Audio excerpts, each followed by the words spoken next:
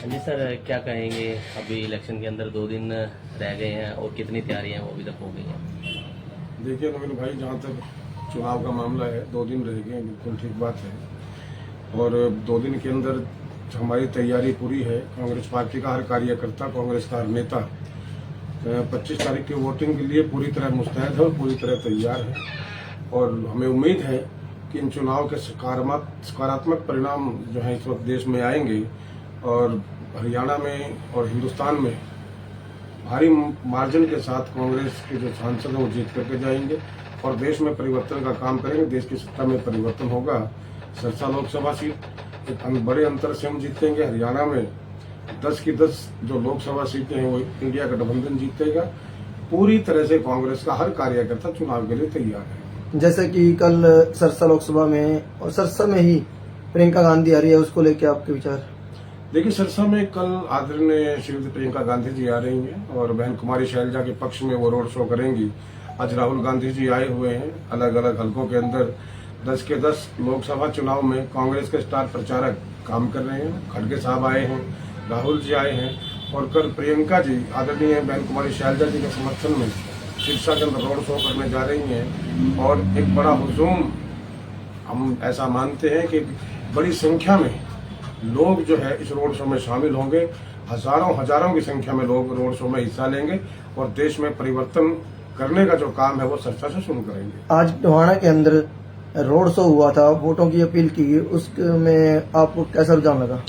आज टोहाना के अंदर बहन कुमारी शैलजा के पक्ष में रोड शो हुआ है और कांग्रेस के तमाम नेताओं ने इसमें हिस्सा लिया है और एक बहुत बड़ा हुजूम यहाँ पर जो है रोड शो में शामिल हुआ। भारी मात्रा में लोग शामिल हुए। हालांकि ये कार्यक्रम रात ही बना था, लेकिन जिस तरीके से जनता इसमें शामिल हुई है, आम जन इसमें शामिल हुआ है, उसको देख करके लगता है कि टोहाना से एक बड़े अंतर के साथ कांग्रेस की जो उम्मीदवार हैं वो बहन शैलजा जी जीतने जा रही हैं। बहुत प्यार और बहुत सत्कार कांग्रेस को इस हलके में मिल रहा है। लोगों से बड़ा समर्थन मिल रहा है। आज जो रोड शो था टोहाना के अंदर, वहाँ पे कुछ देखा गया भी, लड़ाई झगड़ा भी हुआ, तो वो क्या मानते हो उसको? देखिए, ऐसी लड़ाई झगड़े की तो कोई बात सामने आई नहीं। मैं खुद वहां पर शामिल था जिस वक्त रोड शो शुरू किया गया है, तब वहाँ सब वहीं पर शामिल थे। हो सकता है थोड़ा बहुत तो एक आध कोई स्थिति देखी है। वही बात है ना कि भाई सत्ता में होते हैं तो कोई पूछता नहीं है, सत्ता से बाहर हो तो 10 इल्जाम हमारे ऊपर लग जाते हैं। ऐसा कुछ भी नहीं था। सब शांतिपूर्वक बिल्कुल रोड शो शामिल जो हुआ है और तमाम नेताओं ने कांग्रेस के इसमें शिरकत किया, हिस्सा लिया है और साथ साथ सबके समर्थक और आम जन एक कामयाब रोड शो भारी मात्रा में जो है जिसको हम कह सकते हैं वो संपन्न हुआ है। और इसके अंदर टोहाना के अंदर एक सकारात्मक संदेश गया है। कोई ऐसी बात नहीं रही है। सब मिलकर के काम कर रहे हैं और 25 तारीख को तमाम नेता मिलकर के ही कांग्रेस पार्टी को विजयी बनाएंगे। विपक्ष कह रहा है, जैसे बीजेपी आज जो घटनाक्रम हुआ है, विपक्ष कह रहा है, अभी बीजेपी कह रही है कि ये अभी इकट्ठे नहीं चल सकते, तो देश को क्या चलाएंगे ये? यार, बीजेपी की बात का तो मैं कोई जवाब नहीं देना चाहता, क्योंकि जवाब भी उन आदमियों का देना चाहिए जिनके पल्ले कुछ होता है। भाजपा के पल्ले कुछ नहीं है।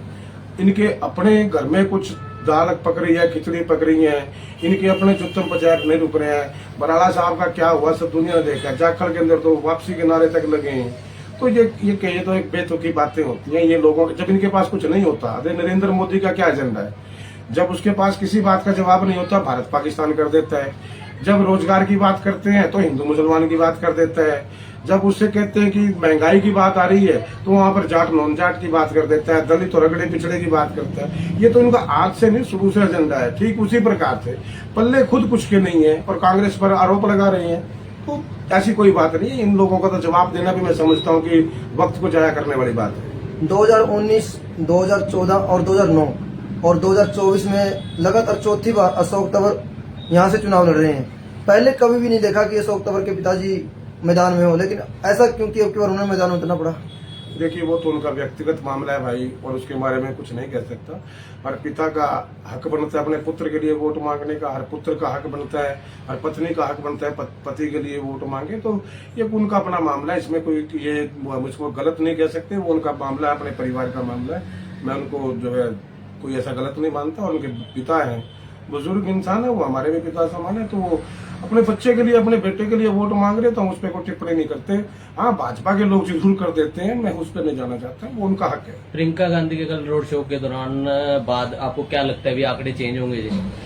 देखिए संजीव भाई, राजीव भाई, सॉरी नवीन भाई, जहां तक आंकड़ों का मामला है, आंकड़े तो बहुत ज्यादा आज की डेट में बदल चुके हैं। 9 के 9 विधानसभा जो क्षेत्र है सिरसा के अंदर, एक बड़ी लहर यहाँ पर है बहन शैलजा के पक्ष में, और कल एक तूफान आने वाला है। वो लहर जो है कल तूफान में बदलने वाली है, मैं इतना ही कह सकता हूँ। मार्जिन 3, 4, 5 कितना जाएगा वो जनता देखेगी, लोग देखेंगे और आप सब देखेंगे। प्रियंका जी आ रही हैं, और प्रियंका जी का जो क्रेज है वो लोगों के बीच में वो बहुत ज्यादा है। और मैं तो दावे के साथ कहता हूँ कि नरेंद्र मोदी जी प्रियंका जी से थर थर कांपते हैं, इसीलिए वो बार बार उन पर अटैक करते हैं। तो निश्चित तौर पर प्रियंका गांधी के आने से कांग्रेस के हर कार्यकर्ता में जोश है, नाम सुनते ही जोश है, आने के बाद और जोश होगा। और खास तौर पर कांग्रेस के कार्यकर्ता के अलावा मैं जो कहना चाहता हूँ, हरियाणा की आम जनता, जो हरियाणा का आम जन है, वो दीवानगी है प्रियंका जी के प्रति, और वो कल आपको देखने को मिलेगी सिरसा के अंदर। बिल्कुल निश्चित तौर पर यह जो आंधी आज कांग्रेस के पक्ष में चल रही है, कल तूफान का रूप लेगी। डोर टू डोर है जो बीजेपी है, उन्होंने जोरों शोरों से और भी ज्यादा तेज कर दिया है, लेकिन कांग्रेस का लोग कह रहे हैं कि कहीं ना कहीं अभी भी ये स्लो चल रहे हैं और दिन 2 रह गए हैं जी। नहीं, ये कौन कह रहे हैं? तो बीजेपी के लोग कह रहे होंगे ना कि कांग्रेस स्लो चल रही है। कांग्रेस हर वार्ड के अंदर गई है, हर बूथ तक पहुंच रही है, कांग्रेस का हर कार्यकर्ता जा रहा है, डोर टू डोर कांग्रेस के लोग लगे हुए हैं, टीम में बना करके लगे हुए हैं, हर घर तक, हर दरवाजे तक कांग्रेस का कोई ना कोई कार्यकर्ता पहुंचा है और पहुंच रहा है। जहां तक 2 दिन की बात है, 2 दिन में भाजपा के लोग क्या तीर मार लेंगे? कल तो वैसे 3-5 बजे प्रचार बंद हो जाना है।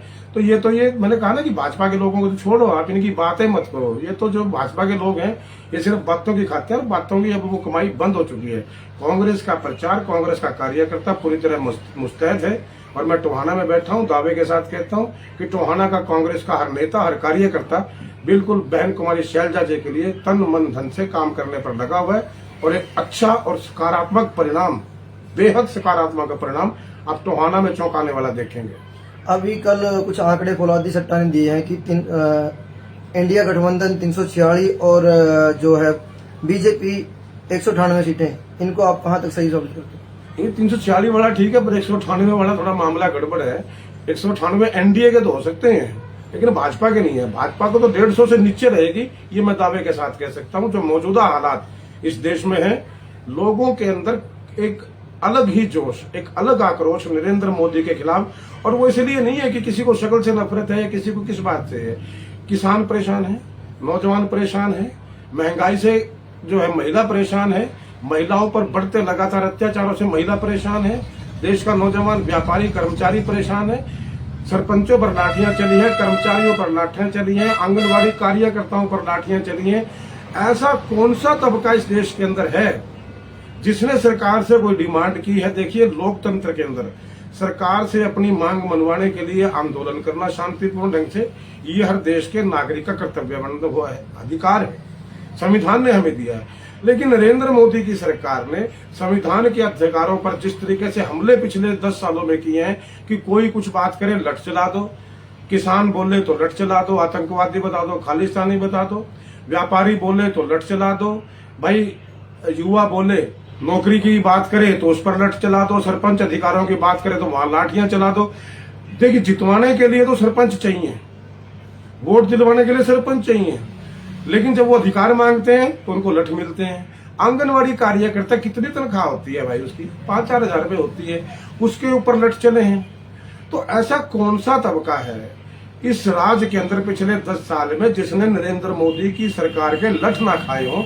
तो उन्हीं लठों का परिणाम है कि आज जो खट्टर साहब हैं करनाल के अंदर लोगों से माफी मांगते घूम रहे हैं। वो कहते हैं यार जो मैंने कड़वा बोला माफ कर दो। कोई किसान गया कि साहब मेरी जीरी नहीं बिक रही, तो खट्टर साहब कहते हैं कि अपने घर में इकट्ठा कर लो। कोई कहता है कि मेरे खिलाफ पर्चा दर्ज हो गया, तो उसको एक तो उसके खिलाफ पर्चा दर्ज हो गया, दूसरी तरफ से खट्टर साहब कह देते हैं कि बोला चुप करके बैठ जाने तो अंदर छुपवा दूंगा तेरे को। अब ये सारी बातों के जवाब करनाल में खट्टर साहब को देने पड़ रहे हैं। खट्टर साहब कह रहे हैं कि भाई जो गलतियां हुई माफ कर दो, तुमने ऐसी गलतियां क्यों भाई की? तो लेकिन अब हिंदुस्तान की जनता ने पहले जो प्लान था 5 साल का 2014 से 19 तक का, उसमें भाजपा के लोगों को माफ किया था, इस उम्मीद के साथ कि ये लोग सुधर जाएंगे। लेकिन भाजपा के लोग सुधरने की बजाय उनको एक गुमान चढ़ गया, घमंड चढ़ गया कि नरेंद्र मोदी के नाम पर हम जो मर्जी कुछ करते, देश की जनता कुछ बोलेगी नहीं। आज माहौल बदल चुका है। हिंदुस्तान का हर तबका नरेंद्र मोदी के कुशासन के खिलाफ, जुल्म के खिलाफ लड़ाई लड़ने के लिए तैयार है। और 4 जून को आप देखना, यहाँ भाजपा नाम की चीज जो है वो हिंदुस्तान में अब नहीं मिलने वाली है। क्या अपील करोगे जी आप सारे वोटरों को?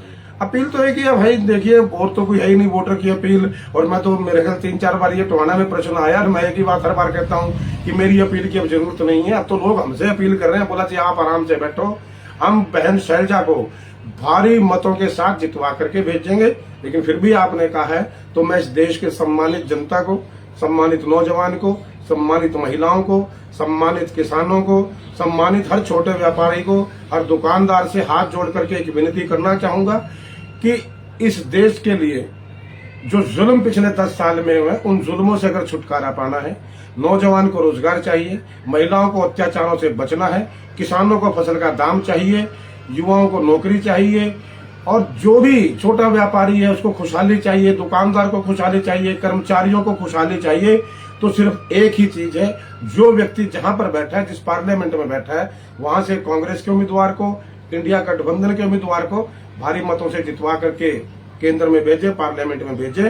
तो 4 जून के बाद इस देश से समस्याओं का अंत जिस तरीके से पहले हुआ था, फिर दोबारा होगा।